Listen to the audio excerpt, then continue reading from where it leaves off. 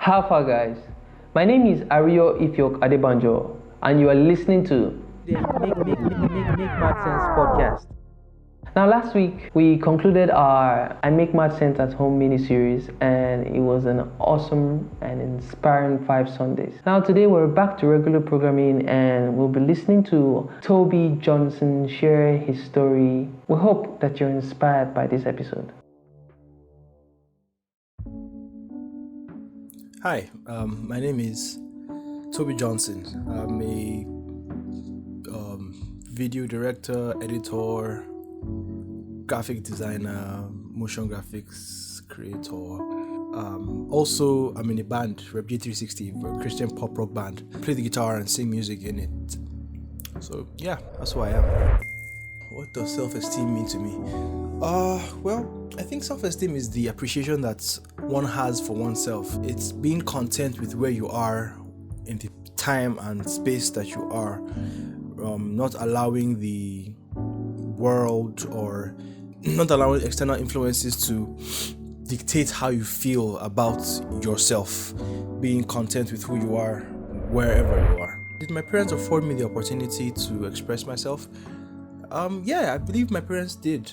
I feel like my parents tried to make a good enough environment for me and my brother to be able to explore the world and come to our own personal conclusions concerning most things. So I can't really think of any particular instances right now, but I feel like, yeah, to a large extent that we were giving as much opportunity to express ourselves without bias.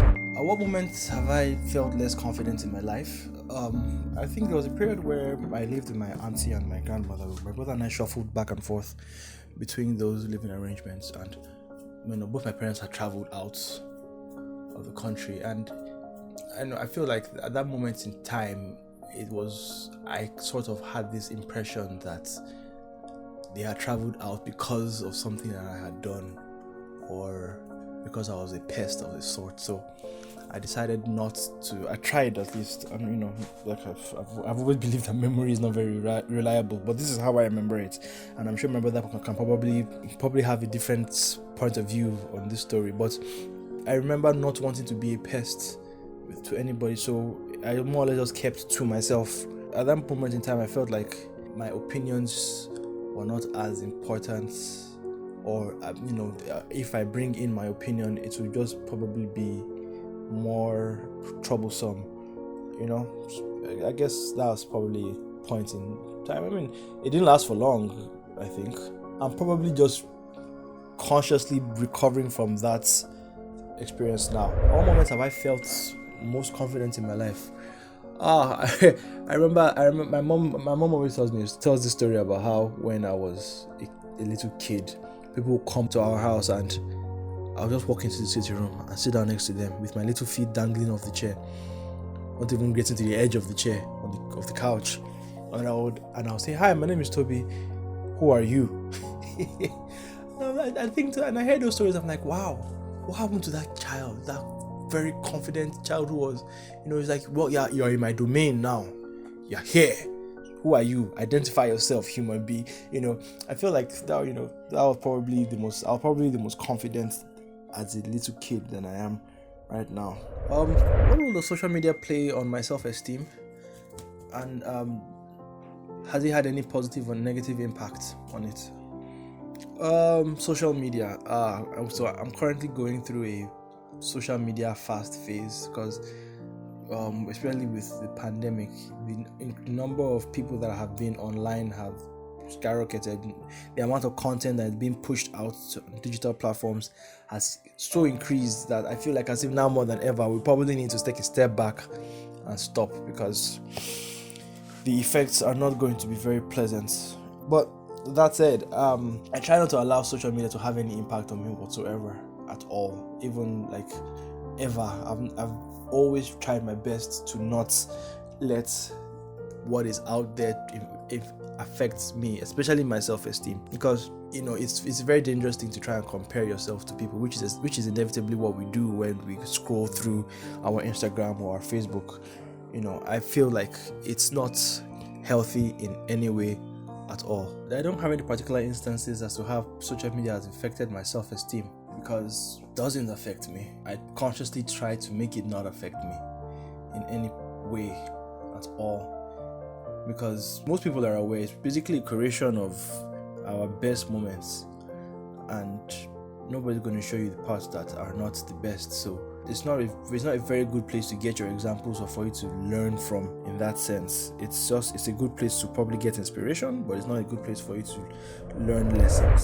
Oh, how would I rate my confidence of my younger self on a scale of 1 to 10? Well, like I said, I'll rate my younger self more confident than me, probably like a 10 out of 10. The guy was probably the most confident little thing ever.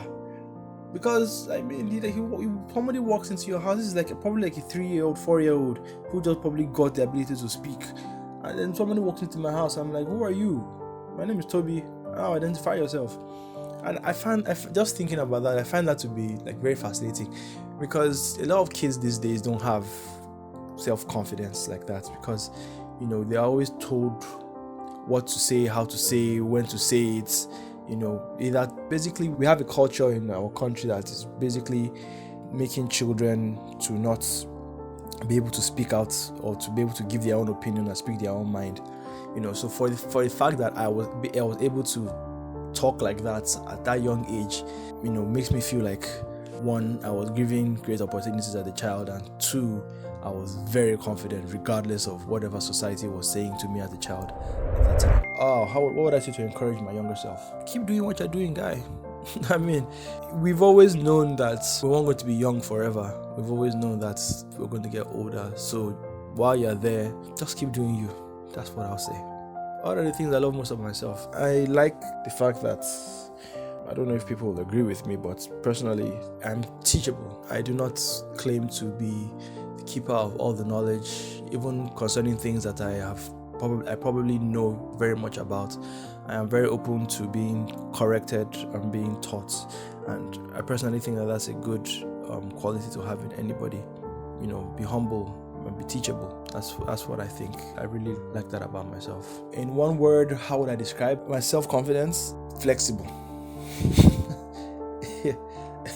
I mean, because if I'm stuck, I can't get stuck in one way. Flexible. Even if I'm confident in what I'm doing at the moment, who's to say that what I'm doing at this moment is not negatively harming somebody? Probably don't know. We only have the luxury of hindsight to let us know about what we're doing in the moment. So I would say flexible. That's how I describe my self-confidence. My name is Tobi Johnson, and I make mad sense. Thank you guys for taking out time to listen to today's episode of the podcast. Thank you, Tobi, for sharing your story. We really appreciate you. If you're inspired by today's episode, don't forget to share this with your family and friends. Next week, we'll be having another special guest, and I can't wait to share this episode with you. Now, until our next episode, don't forget, you make mad sense. God bless you, and peace.